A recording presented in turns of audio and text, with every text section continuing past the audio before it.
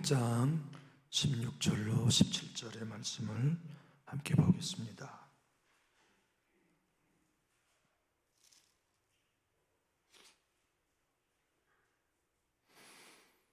우리 함께 한 목소리로 합독하실까요? 저물매 사람들이 귀신 들린 자를 많이 데리고 예수께 오거늘 예수께서 말씀으로 귀신들을 쫓아내시고 병든 자들을 다 고치시니 이는 선지자 이사야를 통하여 하신 말씀에 우리 연약한 것을 친히 담당하시고 병을 짊어지셨도다 함을 이루려 하심이더라. 아멘. 저는 오늘 제 영혼이 너무 기뻐요. 왜 이렇게 기쁜지 요인을 찾아보면 어딘가 있겠지만 지금 제 영혼이 너무 기뻐서 너무 행복해요. 오늘 진짜 하나님의 은혜가 너무 크고 우리 모두에게 주신 하나님의 은혜가 너무 커서 제 마음이 너무 행복합니다. 제가 정읍의 오늘 행사에 안수 집사님 기도를 맡았거든요. 그래서 늦게 갈 수 없어서 예배를 좀 단축해서 드려드리도록 여러분 양해해 주세요. 설교 말씀을 최대한 짧게는 전하겠지만 주님이 전하게 하신 메시지는 빼먹지는 않겠습니다. 예수 믿는 우리들에게 있어서 성경에서 구원받는 구절 빼고는 이 구절이 제일 중요합니다.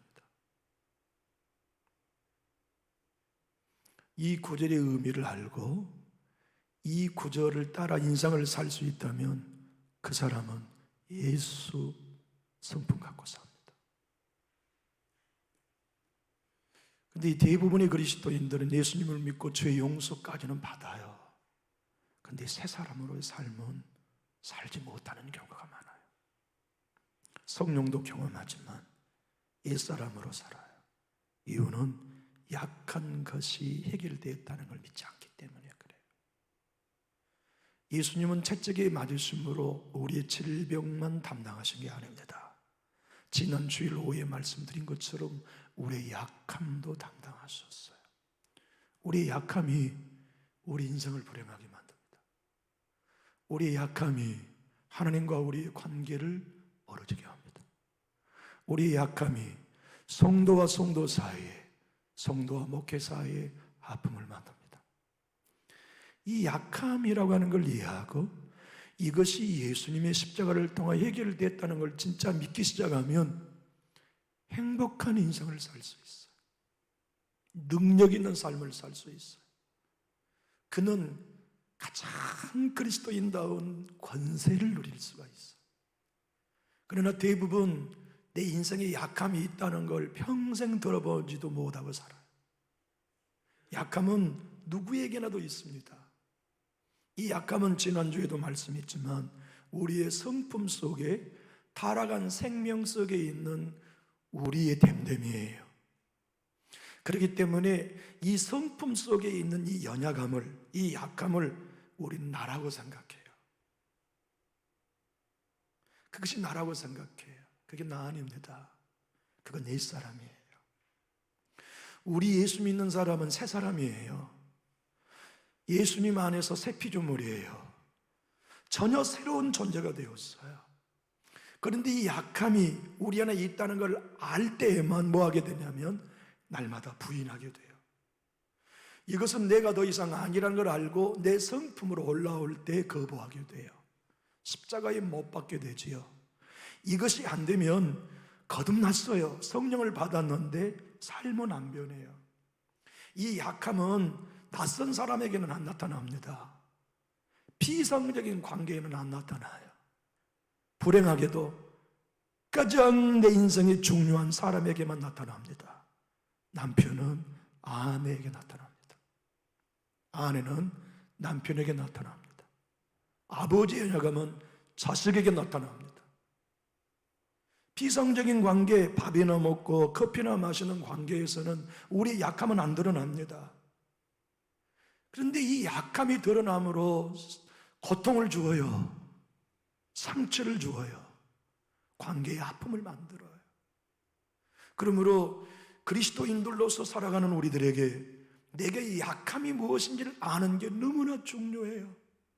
예수님이 나의 구주라고 하는 것도 너무나 중요할 만큼이나 우리 각자는 약함이 있기 때문에 나에게는 이런 약함이 있다는 걸 이해하는 거, 그것은 예수님을 구주로 영접하는 일만큼이나 중요합니다.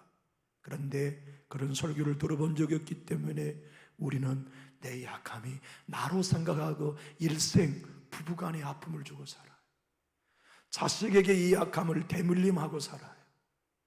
결정적으로 히브리서 12장 15절에서 말씀한 것처럼 하나님의 은혜에 이르지 못하는 쓴뿌리의 성품이 되어서 자기도 괴롭게 하지만 자기와 가장 가까이 있는 사람을 괴롭게 하는 아픔의 요인이 되고 말아요. 그러니 오늘 이 말씀이 얼마나 중요합니까? 예컨대 여러분과 제 자신이 나에게는 이런 약함이 있다는 걸 글 목록을 통해서 하나씩 점검할 수 있다면, 그것을 유년 시절에 알 수 있었다면 인생이 얼마나 복될까요? 우리의 자녀들에게, 아직 품에 떠나지 않는 자식들에게 부모가 그의 성품 속에 있는 연약함을 발견해야 됩니다. 그리고 그 아이에게 말해줘야 돼요. 아가, 너에게는 이게 연약함이야. 싫은 소리 조금만 들으면 기가 죽는 네 안에 그 성품이 연약함이다. 일러줘야 돼. 그것이 네가 아니라는 걸 알고, 아가, 너는 새 사람으로 새 피조물이 되었다는 걸 믿고, 사람에게, 친구에게 싫은 소리 들을 때, 의기소침 될 때 너 그거 따라가지 마. 그걸 거부하는 게 십자가에 못 박는 거단다. 그리고 너는 싫은 소리를 들어도 용기 100배 하는 새 피조물이 되었다는 걸로 믿어야 되라고 일러줘야 돼요.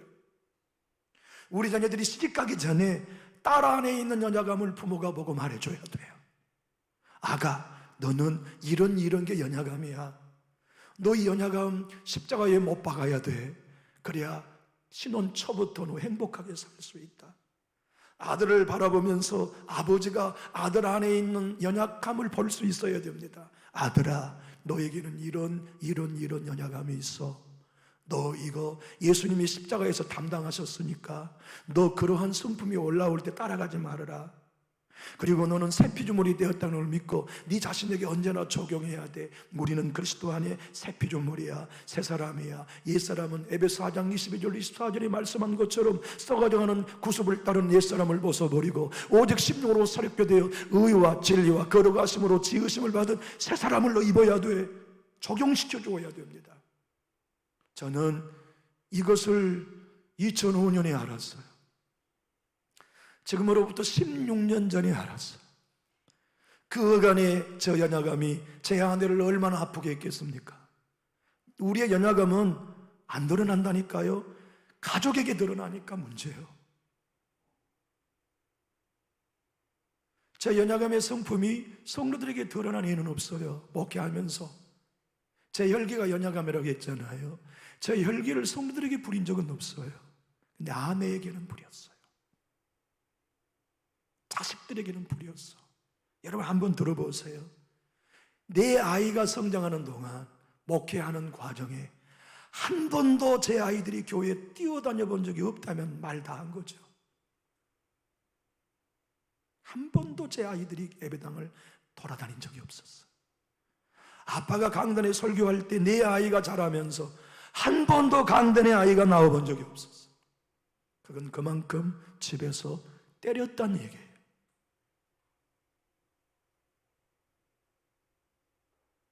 제 아내 혈기가 성도들에게는 안 드러나요. 그런데 아내에게 드러나는 거예요. 자식들에게 드러나는 거예요. 그래서 가장 사랑해야 할 가족을 괴롭혀요. 또한 제 아내 연약함은 이런 것입니다. 지금 제가 목회하니까 그렇지 제가 얼마나 숫기가 없는지 몰라요. 여러분, 저 양반 거짓말 안 해 이렇게 말씀하셔도 할 수 없어요. 저는 사람들과 새로운 그룹에 가면 1년 동안 말 한마디 안 해요. 지금도 그래요. 전혀 말을 안 해요.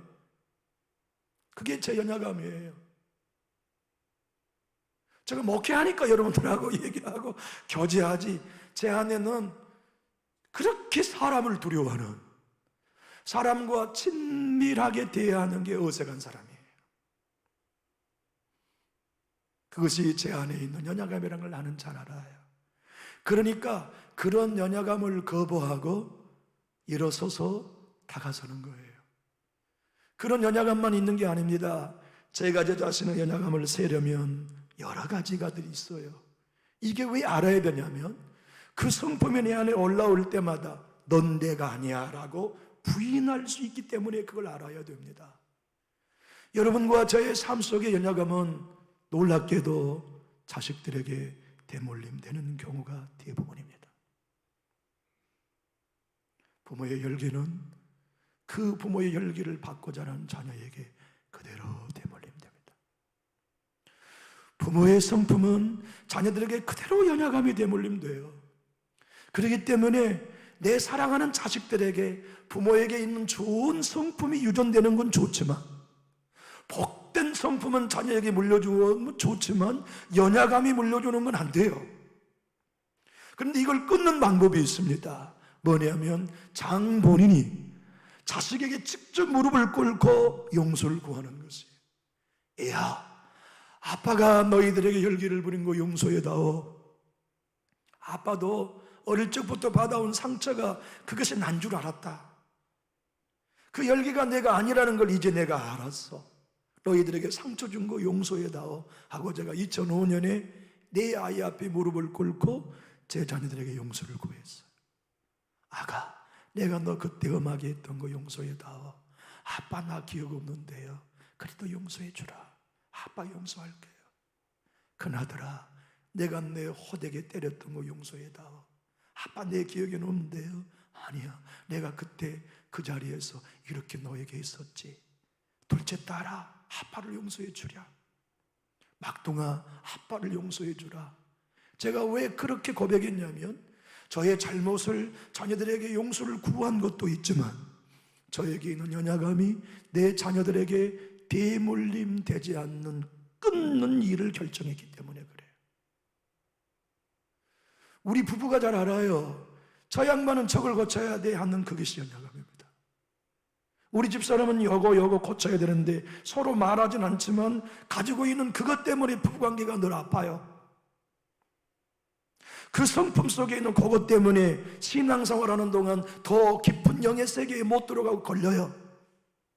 근데 우리는 그게 나라고 생각해요. 그게 내 성품이라고 생각해요. 아닙니다. 틀림없이 오늘 말씀하시는 내 예수님이 십자가의 채찍에 맞으심으로 우리의 질병만을 담당하신 게 아니라 연약한 바로 그것을 치료하셨어요. 우리는 타고난 연약함을 내가 해결 못합니다. 히브리서 12장 15절의 말씀처럼 이 연약함은 쓴뿌리로 우리에게 올라옵니다.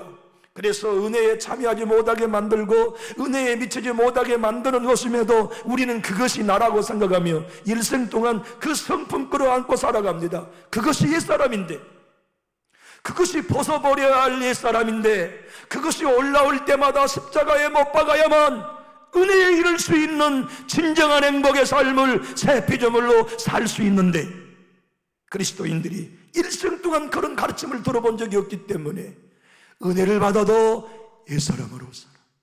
연약함이 나라고 생각하고 그 연약함 때문에 평생 동안 부부의 아픔을 주고 살아요. 자녀에게 아픔을 주고 살아요.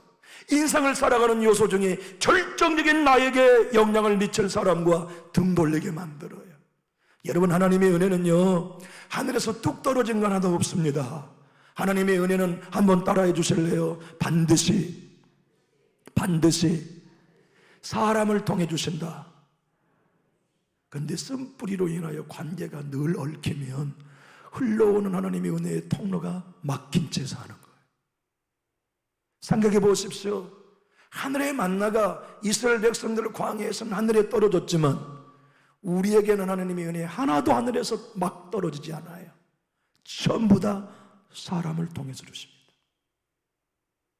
그렇기 때문에 우리는 사람과의 관계가 하나님의 은혜가 오는 통로여야만 하는데 무엇이 가로막느냐? 이 연약함이 쓴뿌리가 되어서 관계를 언제나 떨어지게 만드는. 그리고 더 놀라운 것은 그 연약함이 내 사랑하는 자식들에게 그대로 때밀는 되어서 그들의 인생에도 하나님의 축복이 오는 통로를 가로막는다는 게 문제입니다. 여러분, 좋은 걸 주고 싶지 않나요? 자식들에게? 자녀에게 정말 최선의 것만 나누어주고 싶지 않습니까? 최고의 것을 나누어주는 일은 연약함을 떼버린, 연약함을 십자가에 못 박아버린 새 피조물의 생명을 자녀에게 심어주는 것이 최고의 유산입니다. 그것을 우리가 알고 그렇게 복음으로 삶을 쪼개가는 일이 얼마나 중요한지 몰라요. 신학의 아버지 어거스틴을 회심시켰던 설교자 암브로시스는 이렇게 말했습니다. 가룟 유다가 만약 대제사장들 사람에게 회개하지 아니하고 예수님께 회개했다면 최고의 사도가 되었을 것이다. 그러나 그는 하나님께 회개하지 아니하고 사람에게 회개했기 때문에 스스로 목을 끊게 되었다. 바지락은 하나님의 사람은 이렇게 말합니다. 죄가 아무리 많고 성품의 여정함이 아무리 많아도 겁내지 마십시오. 죄가 더한 곳에 하나님의 은혜가 더합니다. 여러분, 이 말씀만 믿으면 내 안의 연약함은 내가 뽑아 죽이는 게 아닙니다. 예수님이 2000년 전에 해결하셨어요. 내가 아버지로부터 타고난 연약함, 할아버지의 성품을 타고난 연약함, 그래서 내 아내와 내 남편과 내 자녀와 특별히 교회 생활 가운데 이 연약함은 가장 많이 드러나는 것이 부부관계와 교회에서입니다. 교회 생활 속에 이 연약함이 언제나 드러나서 우리를 뭐하게 합니까? 은혜에 참여하지 못하게 합니다. 쓴뿌리가 나서 괴롭게 한다는 이 말씀은 사도 바울이 히비소 교회에 보낼 때 신명기 29장의 말씀을 인용한 것입니다. 하나님이 모세를 통하여 말씀하셨습니다. 너희 안에 악독의 뿌리가 나서 다른 사람을 괴롭게 하지 말라. 사도 바울은 바로 그 말씀을 히브리 교회 성도들에게와 우리에게 말씀하십니다. 쓴뿌리가 올라오면 자기도 괴롭지만 다른 사람도 괴롭게 합니다. 그래서 함께 은혜에 참여하지 못하게 하여 은혜의 우리에 들지 못하게 만들어요. 근데 우리는 그것이 내가 아니라는 걸 알아야 되는데, 그러한 성품이 내가 아니라는 걸 알아야 되는데, 그것을 예수님이 십자가에 못 박아 해결하셨고 죽었다는 걸 믿어야 되는데, 그 복음을 우리 자신에게 적용하는 법을 배우지 않았어요. 그래서 새 사람으로 풍성히 살아갈 삶을 뺏겨요. 새 피조물로 살아갈 영광을 뺏겨버려요. 내가 가는 곳마다 하나님의 나라가 임할 축복을 뺏겨요. 내가 만나는 사람마다 하나님의 생명을 풍성히 들어오며 나가며 누릴 수 있도록 불러주셨건만 우리는 바로 그것을 놓치면서 나도 괴롭게 하고 다른 사람도 괴롭게 하며 은혜의 세계에 이르지 못하게 하는 요인이 되고 만단 말이죠. 도움미 사모님은 이렇게 말합니다. 그리스도인이 구원받으면 맨 먼저 필수적으로 만나야 될 일은 자기 안의 연약함이다. 자기 안의 연약함을 보아야 해요. 그 연약함이 덜보입니다. 그런데 이 연약함은 십자가에서 예수님이 채찍에 맞으심으로 담당하여 처리했다는 거 뽑아버리시고 나의 옛사람을 벗어던져버리고 오직 심령으로부터 의와 진리로 거룩성을 입은 새 사람이라는 걸 우리가 인정할 때 더 이상 우리 안에 있는 연약한 쓴뿌리가 내 성품으로 올라올 때마다 더 이상 작동할 수 없는 거예요. 왜냐하면 나는 안 따라가니까. 내 안에 올라오는 그 쓴뿌리의 성품을 나는 거부하고 내 안에는 여기까지 분노가 부글부글 끓어요. 남들이 알아요. 와, 황 목사님 얼굴에 좀 열받았구나. 성도님들이 알아요. 근데 폭발하죠. 드러내지 않는 겁니다. 계속 내 안에 소리 없이 넌 내가 아니야. 넌 내가 아니야. 넌 내가 아니야. 연약함 너는 내가 아니야. 나는 그리스도 안에 의로 새롭게 지음받은 새 사람이야. 진리로 나는 새롭게 지음받았어. 나는 거룩함으로 지음을 받은 새 사람이야 하고 날마다 그 순간 적용하여서 옛사람을 벗고 새 사람으로 사는 겁니다. 날마다 자기 십자가를 지고 자기를 부인하며 걸어갑니다.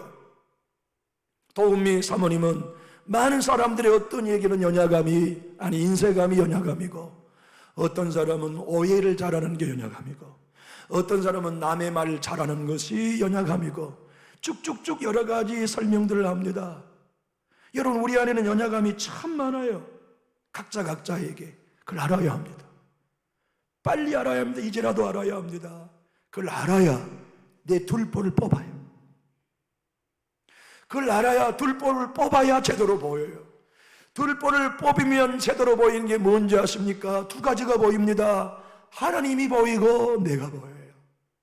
들보가 뽑히지 않으니까 나도 안 보이고 하나님도 안 보이고 남만 보입니다. 내 안에 들보 연약함을 본 사람은 더 이상 다른 사람 안 보여요. 다른 사람 때문에 상처받는 거 졸업해버려요.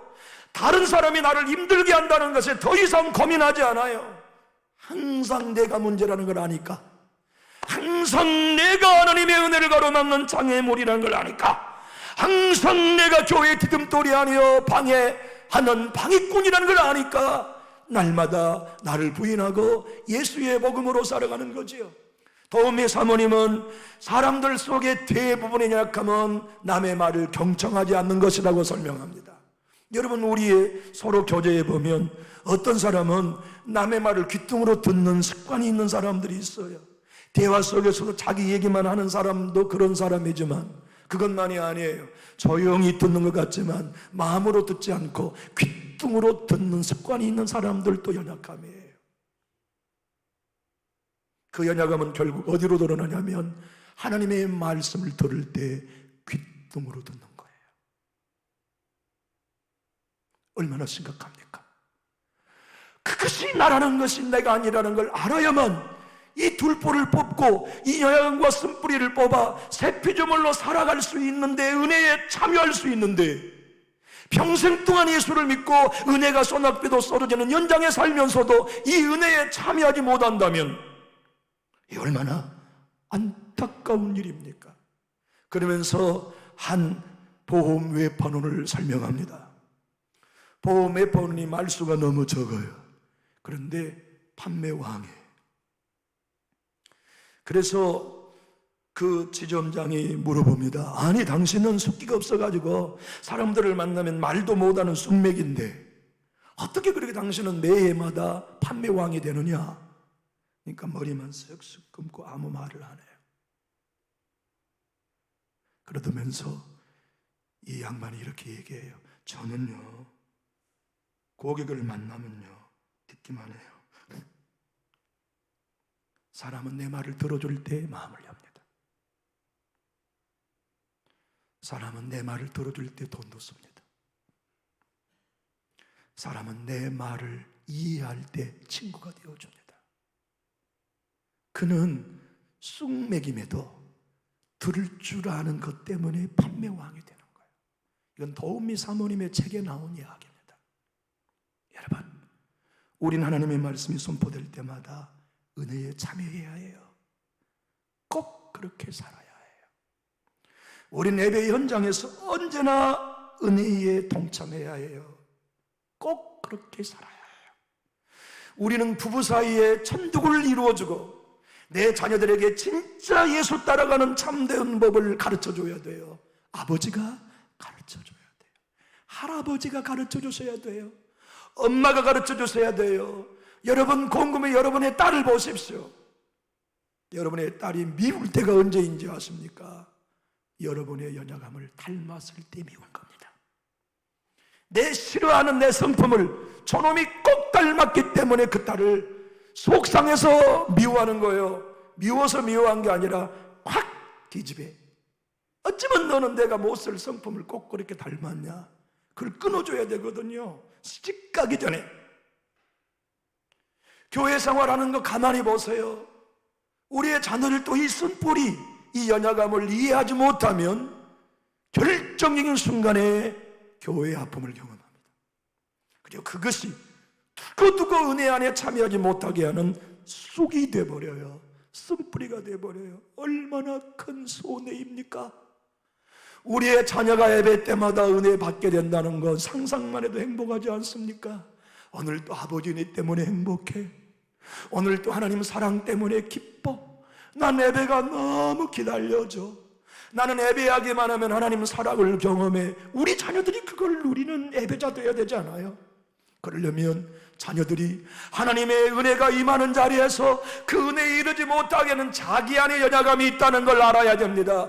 두 눈을 부릅뜨고 자기 자신을 볼 수 있어야 됩니다. 그리고 그때마다 그 들보를 빼고 자기 안에 옛사람으로 올라오는 이 연약함, 이 쑥, 이 쓴 뿌리를 거부하고 뽑아내버리고 의와 진리와 거룩하심으로 새 사람을 입는 자의 삶을 사는 것, 그것이 여러분의 자녀가, 제 자녀가 은혜에 이를 수 있는 복음의 비밀이거든요. 나의 사랑하는 교우 여러분, 우리가 이제 서로 살면서 저도 제 안에 연약함이 들어올 때 부인할게요. 여러분도 예배당에 나오실 때 여러분의 연약함이 여러분 아니라고 인정하십시오. 예수님이 채찍에 맞으심으로 그 연약한 성품을 해결하셨다는 걸 믿으십시오. 그리고 그 연약한 성품이 어떠한 형태로도 올라오든지 따라가지 마십시오. 그 감정에 충실하지 말아요. 제발. 우리는 예수 새 사람으로 살아야 합니다. 새 피조물이 되었다는 걸 믿어야 됩니다. 그리스도 안에 새 사람이라는 걸 믿어야 됩니다. 그것은 설교 듣는 시간에도 필요하고 예배당에 나와 교제하는 시간에도 필요한 것이에요. 그것을 정말 경험한다면 우리는 진정한 천국의 예배를 경험하게 될 것입니다. 교회에 가기만 하면 힘을 얻어요. 교제하기만 하면 위로를 받아요. 성도가 너무 좋아서 교회에 가면 예배가 끝나기 바로 맞아 도망가면서 더 이상 교우와 교제하며 아파하지 않겠다는 마음 갖지 않게 돼요. 5분을 얘기하고 싶고 10분을 얘기하고 싶고 또 저녁에 만나 밥 먹고 싶고 좋은 일기 있으면 함께 차 마시고 싶고 더불어 교제하고 싶은 부푼 꿈이 생겨요. 우리 교회 그래야 되지 않습니까? 저분을 만나면 교제하고 싶다. 저분을 만나면 더 사귀고 싶다. 저분을 만나면 밥 한 끼 먹고 싶다. 저분을 만나면 함께 단풍 구경도 가고 싶다. 우리가 서로 이런 사랑을 교회가 누리지 않는다면 우리가 바울교회 성도들과 누릴까요? 우리가 베드로교회 성도들과 누릴까요? 온누리교회 성도에 누릴까요? 천국의 교제는 이 교회의 여러분과 제가 누려야 합니다. 그리고 예배당에 나올 때마다 이 은혜에 이루고 이 은혜에 참여하고 쓴 뿌리로 인하여 나도 괴롭고 다른 사람도 괴롭게 하는 신앙을 영원히 졸업하고 나도 단물 나고 당신도 나 때문에 단물 나고 우리가 서로 만나서 진짜 예수 믿는 기쁨, 진짜 예수 믿는 행복, 진짜 예수쟁이들의 즐거움, 그것을 누리는 곳, 누리는 사람, 그들이 남전육교의 권속인 저와 여러분입니다. 교회 여러분, 하루아침에 되진 않습니다. 매일 얘기도 읽고 질 때도 있고 실현 가능한 날도 있고 가능 안 될 때도 있지만 분명한 사실은 내 안에 올라오는 내 연약함이 넌 내가 아니오라고 부인하는 법을 배워야 합니다.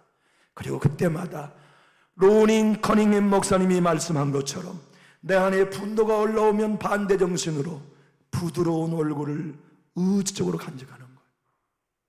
내 안에 저 사람에 대하여 마음을 열고 싶지 않는 옛사람의 연약함이 올라올 때 저 같은 경우에는 반대 정신으로 반응하죠. 그에게 다가서 만나서 반갑습니다. 제가 타고난 연약함에 반대로 결정하고 반대로 살아가요. 로닝 커닝햄 목사님은 말씀합니다. 이 연약함 자아를 가지고 있는 한 사단은 이용한다. 그런데 연약한 자아를 부인하면 사단이 그 사람을 어떻게 해볼 수가 없다. 왜냐하면 사단이 부추기는 연약함을 안 따라가니까, 부인하고 반응하지 않고 새 사람으로 반응하니까 사단이 아무리 중동제라고 부추겨도 어떻게 그 사람은 넘어가질 않는 거예요. 예수 사람으로 여전히 살고 반대 정신으로 반응하여 베풀어주고 싫은 사람 만나면 차 사주고, 만나기 싫은 사람이면 주차장에 뛰어가서 인사해주고 반대 정신으로 사니 사단이 그 사람을 어떻게 해볼 수가 없는 거죠. 교회 여러분, 이렇게 사는 사람, 이렇게 살도록 부름받은 사람, 그들이 여러분과 저예요.